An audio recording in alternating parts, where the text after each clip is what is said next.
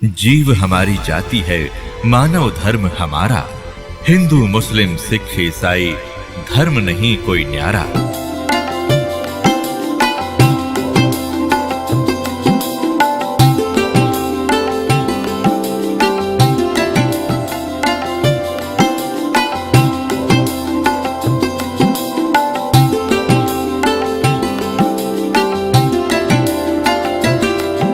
अब परमात्मा कहा करते कि भाई काफिर ना हिंदू हैं ना मुसलमान हैं। कौन है वो काफिर? काफिर बोध सुनो रे भाई, दोहू दीन बिचराम खुदाई। अब परमात्मा कहते हैं काफिर कौन होते हैं, चाहे वो हिंदू हैं या मुसलमान या कोई धर्म के लोग हैं, व्यक्ति हैं जो ऐसी गलतियां करते हैं, वो काफिर हैं। कौन? काफिर जो माता दे गाली, वह काफिर जो खेलें सारी। काफिर ज्ञान काफिर दान यज्ञ नहीं करही, काफिर साधु संत से अड़ही। वो काफिर हैं जो माँ को गाली देते हैं, वो काफिर हैं जो साली के साथ बकवाद करते हैं, काफिर वो हैं जो दान यज्ञ नहीं करते, और वो काफिर हैं जो संतों के साथ बकवाद करते हैं। काफिर तीर्थ व्रत उठावे, सतवादी जन नाम लोलावे। वो काफिर हैं जो तीर्थों पे जाते हैं और व्रत आदि करते हैं। व्रत हिंदू भी करते हैं, मुसलमान भी रोजे व्रत को ही कहते हैं। काफिर तीर्थ व्रत उठावे, सतवादी जन नाम लोलावे। जो सही सतवादी, सत्य के ज्ञान को समझने वाले, वो केवल नाम पर ही आधारित होते हैं। काफिर पिता वचन उल्टाई, इतने काफिर दोजक जाही। जो पिता के वचन को उलटते हैं, पिता के वचन को नहीं मानते हैं, वो काफिर होते हैं। यहाँ परमात्मा व्यवहारिक बात बता रहे हैं, लेकिन जहाँ पर अध्यात्म मार्ग आता है और पिता को ज्ञान नहीं है और वो विरोध करता है, मना करता है सत्य भक्ति में लगने से, वहाँ पिता के वचन की उल्लंघना करने से हानि नहीं। प्रमाण देते हैं, प्रहलाद भगवान की भक्ति करते थे, हिरण्यकशिपु उसको विरोध करता था कि तू ये काफिर, इस मेरे दुश्मन का नाम मत ले विष्णु का, तो मेरी भक्ति कर, लेकिन नहीं माने थे। तो उससे विजय पिता की हार हुई थी, पुत्र की विजय हुई थी। लेकिन व्यवहारिक काम में अपने पिता की आज्ञा का पालन जरूर करें, क्योंकि पिता कभी भी अपने बेटा और बेटी का अहित नहीं सोच सकता। ये दूसरी बात है, पिता को वो ज्ञान ना हो उसके मार्ग का, उसके व्यवसाय का, उसके वचन को सुने और फिर उसको समाधान बताओ, पिताजी ऐसा करेंगे तो ये हानि होगी और ऐसा करेंगे तो ऐसा ठीक रहेगा।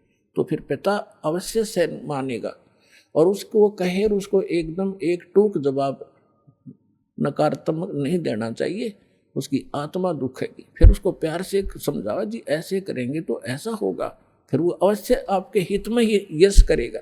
वे काफिर जो बड़बड़ बोले, काफिर कहो घाट जो तोले। बड़बड़ बोले, ये ज्ञान किसी ने है नहीं, अटपट पूरी आरती सुना देंगे, कोई दोहे सुना देंगे, श्लोक घोट रखे हैं, पता नहीं कितनी वाणी सुना देंगे। तो काफिर सो जो बड़बड़ बोले, काफिर कहो जो घाट जो तोले। जो डंडी मारता है ना, कम तोल में देता है या मिलावट करता है, कहती इसे व्यक्ति होते हैं काफिर।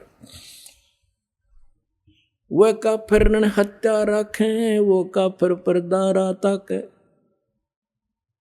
जो ब्याज लेते हैं वो काफिर होते हैं। पुण्यात्माओं, परमात्मा की मर्यादाओं से अपरिचित हो।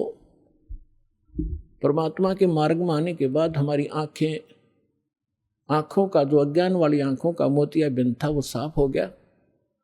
उसके बाद हमें दूर तक दिखाई देने लगा।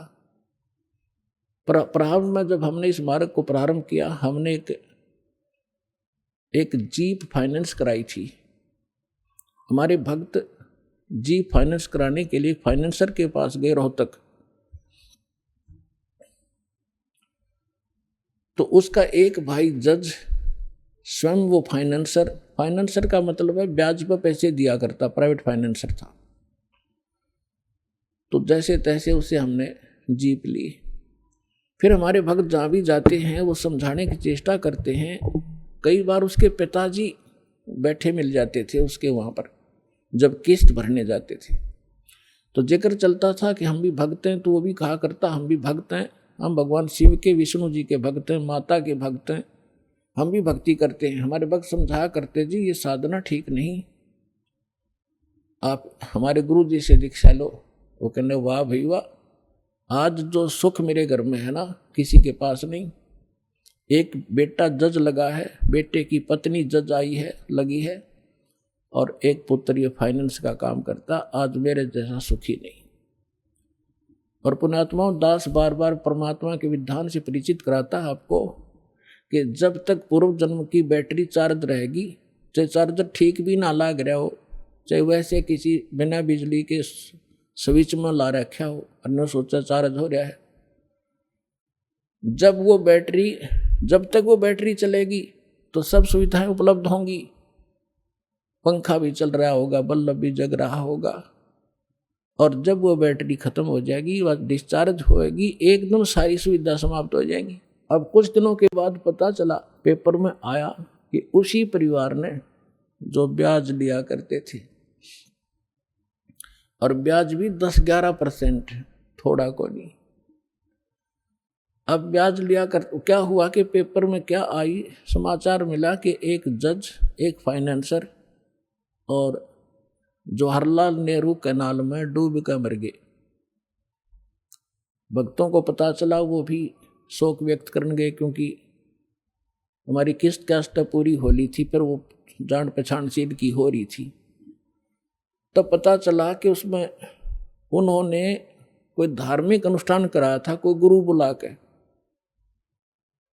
और उस गुरु ने जो भी जंतर मंतर किया, कोई कथा पाठ की, उसके बाद उसका बचा हुआ हवन के बाद वो बची हुई सामग्री, राख, फूल फाल चढ़ाए थे, वो पत्ते, पूजा के फूल उठा के वो दोनों भाई फाइनेंसर और जज वो डालने गए थे नहर में, पानी में जल प्रवाह करने।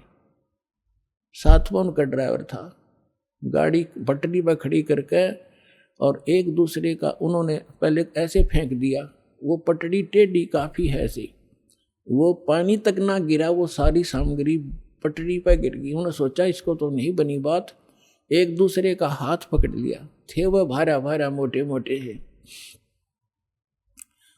एक दूसरे का हाथ पकड़कर एक नीचे को जाकर उसको यूं करने लगा, उसके पैर फिसल गया। अब हाथ पकड़ रहा था, करड़ा गिर, दूसरा भी गया, पानी था फुल, दोनों डूब कर मर गए। तीसरे दिन लाश पाई थी सालावास पंप हाउस पर जाकर। अब उस घर में जो कैर टूट रहा था, शायद किसी के पास ऊपर नहीं होगा उस दिन। तो पुण्यात्माओं, यो काल रोल मार रहा अपनी, अब सतर्क हो जाओ, आपके पास समाधान है और सच्चा ज्ञान है, पूर्ण भगवान है। अब इसकी संरक्षण में आओ। समर्थ का शरणाग हो, रंग होरी हो, भाई कदे न हो ए काज राम, रंग होरी हो। तो अब वो परिवार नास्तिक हो जाएगा। काल यही चाहता कि नास्तिक हो जाए, ये साधना ठीक करें, नहीं न भगवान से मिलने वाली रात मिले नहीं, और ये भगवान की चाह छोड़ दे, और परमात्मा की ये लगन रही है कि इनमें आस्था बनी रहे, इस बिचली पीढ़ी तक लाए आपको। और काल ने कैसा जुल्म कर दिया, सारा चीन नास्तिक कर दिया, सारा रूस नास्तिक कर दिया। और थोड़े से दिन में ये राधा स्वामी धनधर सतगुरु वाले जो पंथ, ये निरंकारी या साराम जैसे और ये सुधांशु जैसे जो नकली संत आचार्य शंकराचार्य, इनसे साधना चला तो कुछ होना नहीं। पहले जब ये चले थे तो हमारे पूर्वज वैसे पुण्यकर्मी प्राणी थे, उन पर आपदाएं वैसे ही कमाया करती थी, उनके पिछले संस्कार ठीक थे। और अब 30-30 साल राधा स्वामी के अंदर साधना करके ब्रेन मट्टी करवा के लड़का मर गया, लड़की विधवा होगी, स्वयं को डायबिटीज हो रही है, फलाना हो गया, और अब आवे रोते हुए। और पहले न्यों कहते बड़ा अच्छा काम चला करता शुरू में, वो तुम्हारे पूर्वजों के पुण्य चल रहे थे। अब वो बैटरी डिस्चार्ज होगी, चार्जर ठीक था नहीं, क्योंकि साधना गलत।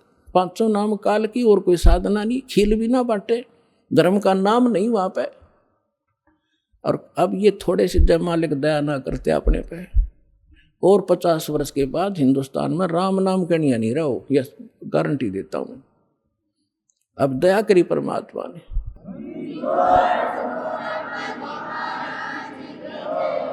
आप सुन रहे थे जगत गुरु तत्वदर्शी संत रामपाल जी महाराज जी के मंगल प्रवचन। अधिक जानकारी के लिए विजिट कीजिए हमारी वेबसाइट www.jagatgururampalji.org। संत रामपाल जी महाराज जी के शुभ आशीर्वाद से पूरे विश्व भर में 500 से भी ज्यादा नाम दीक्षा केंद्र हैं, जिन पर संत रामपाल जी महाराज जी द्वारा ऑनलाइन निशुल्क नाम दीक्षा दी जा रही है। अपने नजदीकी नाम दीक्षा केंद्र का पता करने के लिए संपर्क करें 8222880541।